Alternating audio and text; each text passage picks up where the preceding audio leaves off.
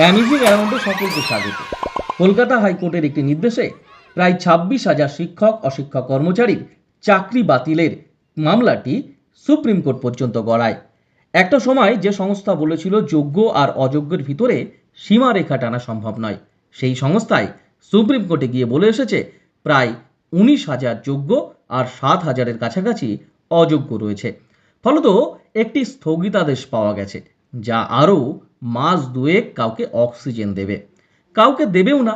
কিন্তু সেই সময়ে হাজার হাজার শিক্ষক শিক্ষিকা এই মুচলেখা দিতে হবে বলে জেনেছেন। তারা যদি ভবিষ্যতে অযোগ্য প্রমাণিত হন, তবে মাসের শেষে অ্যাকাউন্টে ঢোকা বেতন ফিরিয়ে দিতে বাধ্য থাকবেন।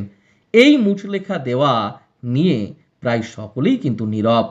ছাত্রছাত্রীরা ঘরে পাড়ায় টিউশন পড়তে গিয়ে অহরহ শুনছেন যে ব্ল্যাকবোর্ডে যারা চক ঘষছেন তারা সবাই চক হাতে নেওয়ার যোগ্য নন।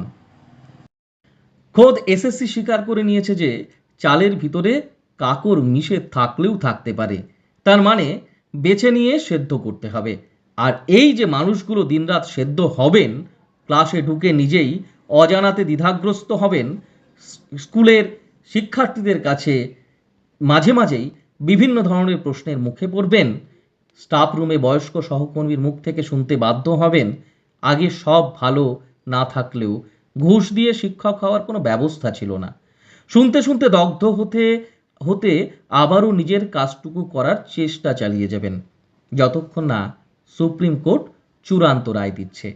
সেই রায়ে যারা যোগ্য বিবেচিত হবেন তাদেরও কানে আসবে, কপাল ভালো ভাই, তাই চাকরিটা বাঁচিয়ে নিলে।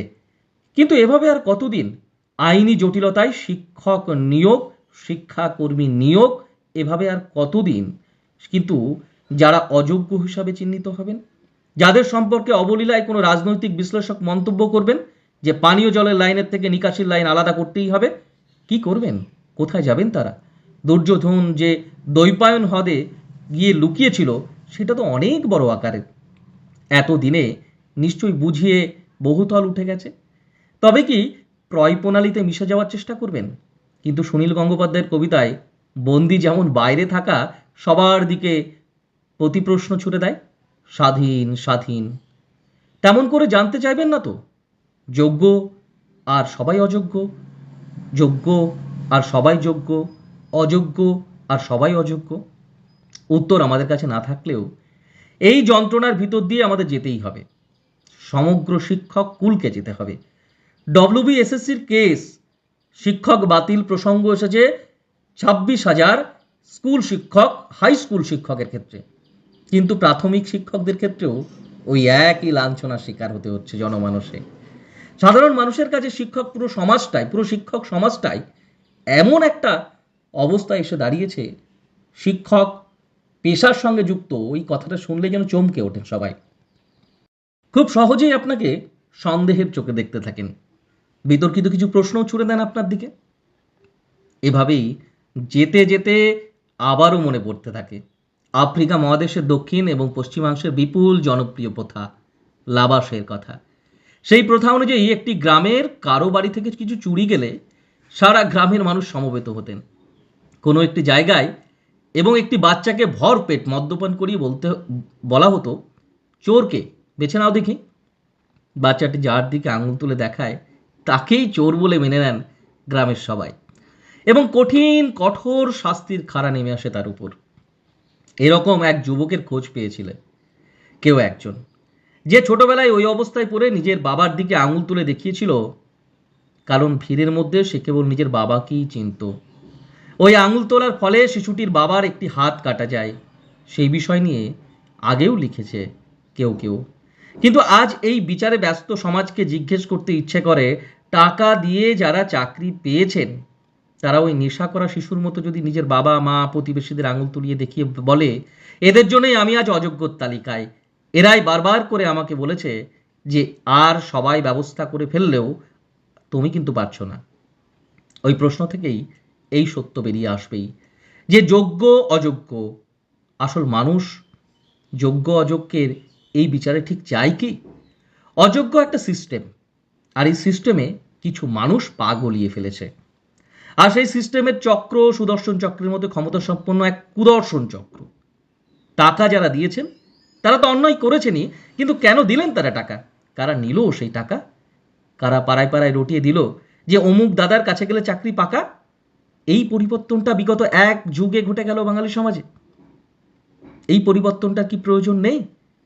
এই পরিবর্তনটার আশু প্রয়োজন রয়েছে। সরকারি শিক্ষাকে যদি বাঁচিয়ে রাখতে হয়, সরকারি শিক্ষা ব্যবস্থার মান মর্যাদা যদি ফিরিয়ে আনতে হয়, তাহলে শিক্ষক নিয়োগ থেকে শুরু করে শিক্ষার পুরো কাঠামোটার একটি আশু পরিবর্তনের প্রয়োজন। এই পরিবর্তনটা বিগত এক যুগ বলুন বা 3 যুগ বলুন বা 4-5 যুগ বলুন, এই পরিবর্তনটা কম বেশি কিন্তু সব যুগেই। অর্থাৎ সরকারি কিংবা বিদ্যুৎ বা দুধের মতো অত্যাবশ্যক পণ্য সরবরাহ করা কিছু বেসরকারি প্রতিষ্ঠানে লোকাল কমিটি থেকে টিকুজিল কুলিজি মিলিয়ে নিয়োগ হতো এক সময়। কিন্তু এভাবে চাকরি আছে লাগলে বলবেন, কেউ কল্পনা করতে পেরেছেন? আসলে এটা একটা সিস্টেম। এই পদ্ধতিগত সিস্টেম জনমানসে ঠিক কী প্রভাব পড়ছে, এই সিস্টেম নিয়ে গণমাধ্যমে যে আলোচনা চলছে ক্রমাগত, এই সিস্টেম নিয়ে যে ওয়েব পোর্টালে দিনরাত লেখালেখি হচ্ছে, এই সিস্টেম নিয়ে যে কুকথা চলছে সমাজ ব্যবস্থার চারিদিকে, একটি সমাজ, শিক্ষক সমাজ একটি পেশা, শিক্ষকতার পেশা, তার তলানিতে গিয়ে ঠেকছে কিনা ভেবে দেখবেন তো। সরকারি শিক্ষা ব্যবস্থা এবং এই শিক্ষা ব্যবস্থায় যে শিক্ষার্থী শিখছে, তারা ঠিক কি মানসিকতা নিয়ে শিক্ষকদের দেখবেন। প্রত্যেকের হাতেই প্রায় মোবাইল থাকে। মোবাইলে ইউটিউব খুললে দেখতে পাচ্ছেন, ওয়েব পোর্টাল খুলে দেখতে পাচ্ছেন, নিউজ পেপার খুললে দেখতে পাচ্ছেন, ডিজিটাল মিডিয়া, প্রিন্ট মিডিয়া সমস্ত ক্ষেত্রে কিন্তু এই শিক্ষক বাতিল প্রসঙ্গ, অযোগ্য শিক্ষক, ঘুষ দিয়ে চাকরি পাওয়া, বিভিন্ন রকম শব্দবন্ধের আওতায় তাদের মানসিক ক্ষেত্র চালিত হচ্ছে। ঠিক এমতো অবস্থায় তার বিদ্যালয়ের শিক্ষকের প্রতি তার কি ধরনের মানসিকতা থাকবে? কল্পনাতীত। ব্যাপারটা সত্যিই কল্পনাতীত। তখন সেই বাস্তবকে মেনে নিয়ে আমাদের চলতে হবে। রাজনীতির বাইরে গিয়েও নিজের জীবনযাপনের প্রশ্নে যখন আপনি সম্মুখীন হবেন, তখনই একটা কঠিন বাস্তবকে মেনে নিয়ে নিজেদের জীবন গোছানোর চেষ্টা করবেন সকলেই। তাদের সম্পূর্ণ দোষ দেওয়া যায় কি, যেখানে বেকারত্ব এতটা? নেপাল থেকে চীনা জিনিস কিনে নিয়ে এসে কলকাতায় বিক্রি করত অনেক লোক। আমরাও হয়তো সে জিনিস কিনেও ফেলেছি কোনো এক সময়। চায়না প্রোডাক্ট বলে কম দাম হতো সেসবের। সে একবার চায়না প্রোডাক্ট কিনে আপনিও ঠকেছেন হয়তো। আবার চায়না প্রোডাক্টের বাহবায় আপনি কিন্তু আপনার প্রয়োজনীয় কাজও মিটিয়ে ফেলেছেন কোনো এক সময়। অর্থাৎ ভীষণ অবাক হবেন যখন এই অপরাধ প্রবণতা ক্রমশ আপনার থেকে আপনার পরবর্তী প্রজন্মের দিকে এগিয়ে যাবে। মেধাবী ছেলেমেয়েরা তাদের প্রাপ্য চাকরি না পেয়ে বছরের পর বছর রাস্তায় বসে থাকবে, এই কথাটাও যেমন মেনে নেওয়া যায় না, তেমনি কিছু যোগ্য পরীক্ষা দিয়ে যারা যোগ্যতার মাপকাঠিতে নির্বাচিত হয়ে যারা শিক্ষকতার পেশায় যুক্ত হয়েছেন, বেকারত্ব দূর করেছেন, তাদের দিকেও আঙুল তুলবেন কিভাবে আপনি? কোটি কোটি টাকা, কোটি কোটি ক্ষেত্র, লক্ষ লক্ষ মানুষ, এই সমস্ত কিছু ছেড়ে দিন। সমস্ত কিছু ছেড়ে দিয়ে রাজনৈতিক ক্ষেত্র বাদ দিয়ে আপনি একটু সামাজিকভাবে ভেবে দেখুন তো, এই সামাজিক ক্ষেত্রটাকে কিভাবে আপনি গণনা করবেন, সেটাই মূল কথা। সংখ্যাটা কত এসে দাঁড়াবে এটা বলা কঠিন। এসএসসির বলা 6 নাকি 7 না 8, সেটাও কেউ জানে না। সে তো প্রমাণ সাপেক্ষ, সে তো আইনি পর্যালোচনায় রয়েছে। সবাই যোগ্য হবে না এ কথাও আপনি বলতে পারেন না। আবার কিছু সংখ্যক অযোগ্য হবে এটাও আপনি মনে করতে পারেন, কিন্তু সবাই অযোগ্য, কেউ যোগ্য নেই এ কথা আপনি বলতে পারেন না। মূলত এই দুর্নীতি প্রসঙ্গে আমাদের সকলেরই ধারণা, যারা আমরা বেকারত্বের জ্বালায় আছি তাদের প্রত্যেকেরই ধারণা পুরো প্যানেল জল মেশানো, পুরো প্যানেলে মাটি মেশানো। এই মন্তব্য কেবল হতাশা থেকে আসে। এই হতাশা থেকে বাঁচবার জন্য নতুন কোনো পরিকল্পনা নেই। হয়তো নতুন ক্রমাগত নিয়োগ হলে, হয়তো পরবর্তী ধাপে আরো বেশি নিয়োগ হলে এবং এই কন্টিনিউ প্রথা বা প্রক্রিয়াটা চালু থাকলে এত প্রশ্ন আসতো না। মূলত এই চাকরি করার সুবাদে কেউ কেউ হয়তো একটা জিনিস খুব ভালোভাবে বুঝেছেন, অভিভাবক থেকে শিক্ষার্থী সকলের কাছেই কেমন যেন মেঘে ঢাকা তারার মতো একটা চাপা উত্তেজনা রয়েছে, চাপা সন্দেহ রয়েছে আপনার দিকে। কোথাও যোগ্য অযোগ্য নির্বাচন প্রক্রিয়াকে আপনি থামিয়ে দিতে পারবেন না। এ বাছাই চলুক, এই কাকর থেকে চাল, চাল থেকে কাকর বাছাই চলুক, কোনো আপত্তি নেই। কিন্তু যোগ্যদের যাতে কোনো ক্ষতি না হয়, অযোগ্যদের স্থানে যাতে যোগ্যরা সুনির্দিষ্টভাবে আসতে পারে, সেই ব্যাপারটি পাকাপাকি করতেই হবে। জনমানসে এই কেসগুলির কি ধরনের প্রভাব পড়ছে ভেবে দেখুন তো।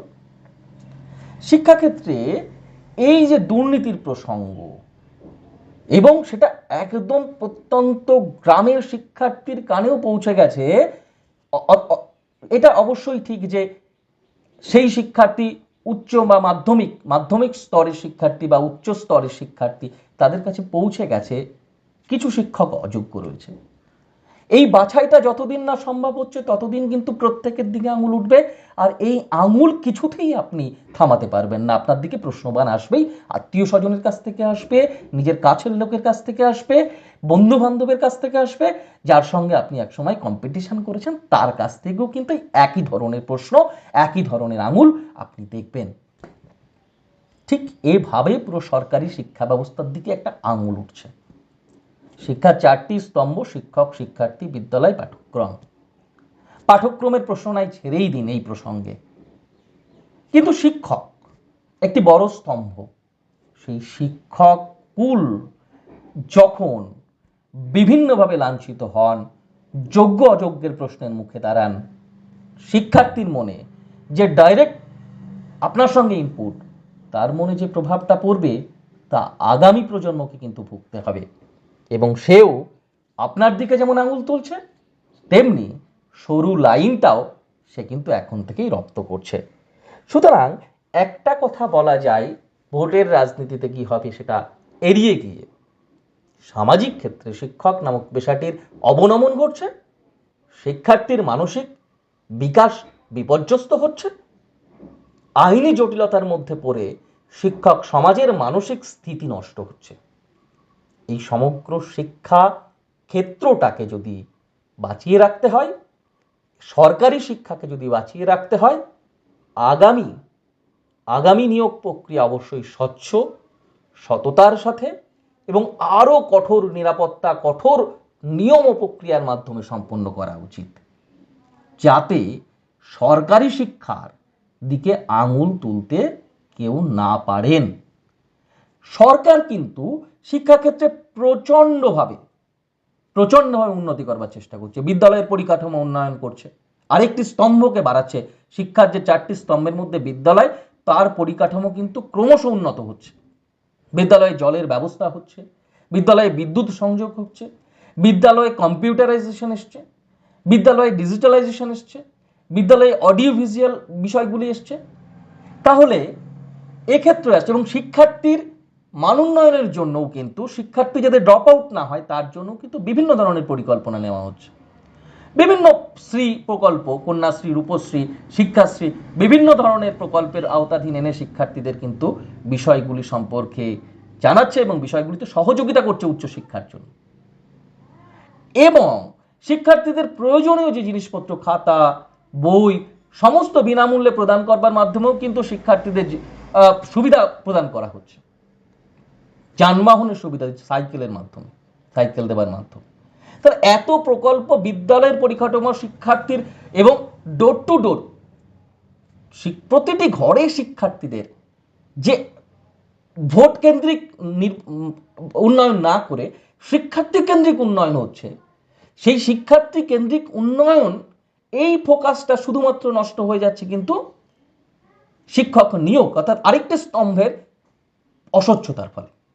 সুতরাং একটি স্তম্ভকে যদি আপনি দাঁড় করাতে চান, আরেকটি স্তম্ভ যদি অবনমন হয়, তাহলে সামগ্রিক উন্নয়নের প্রেক্ষিতে পরিস্ফুট যে ছবি, প্রতিচ্ছবি, তা কিন্তু আপনি দেখতে পাবেন না।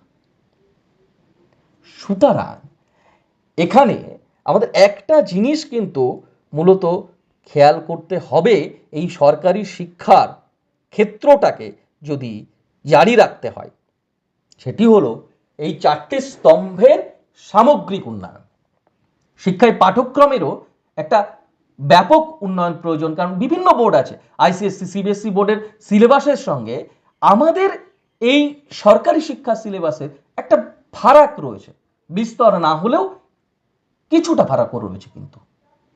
সুতরাং সেন্ট্রালাইজ যে এক্সামগুলো, সেক্ষেত্রে সরকারি বিদ্যালয়ের শিক্ষার্থীদের সুযোগ অনেক কমছে।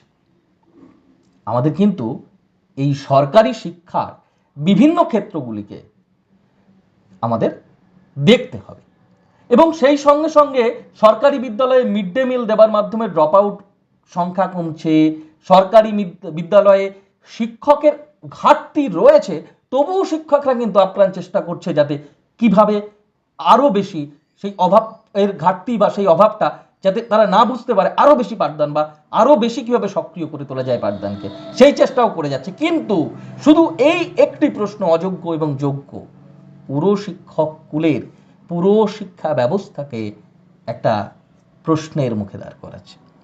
আজকের এই আলোচনার প্রথমাংশে মূলত বিনায়ক বন্দ্যোপাধ্যায়ের ভাব এবং বিনায়ক বন্দ্যোপাধ্যায়ের লেখাকে কিছুটা নেওয়া হয়েছে, এবং পরবর্তী সমস্ত আলোচনাটাই মূলত একটি ধারণা থেকে নেওয়া হয়েছে, কোনো রাজনৈতিক ক্ষেত্রে নয়, রাজনৈতিক ভাবনা বা দর্শন বা চিন্তা থেকে নয়। আইনি জটিলতা কমুক, সুপ্রিম কোর্টে এই ডব্লিউবিএসএসসির কেসের গতি প্রকৃতি যেদিকে যাচ্ছে, যোগ্য অযোগ্য বাছাই হোক, যোগ্যদের সুনিশ্চিত থাক চাকরি, এবং যোগ্যরা যাতে সসম্মানের সঙ্গে তারা চাকরি ক্ষেত্রে থাকতে পারে, সেই ব্যবস্থাও সরকার এবং আইনের কাছে ভরসা করা যায়, ভরসা রাখছে সকলেই। সকলে ভালো থাকবেন। ভিডিওটি ভালো লাগলে একটি লাইক কমেন্ট করবেন, চ্যানেলের সঙ্গে থাকবেন। চ্যানেলে নতুন হলে অবশ্যই চ্যানেলটি সাবস্ক্রাইব করে রাখবেন। সকলকে ধন্যবাদ।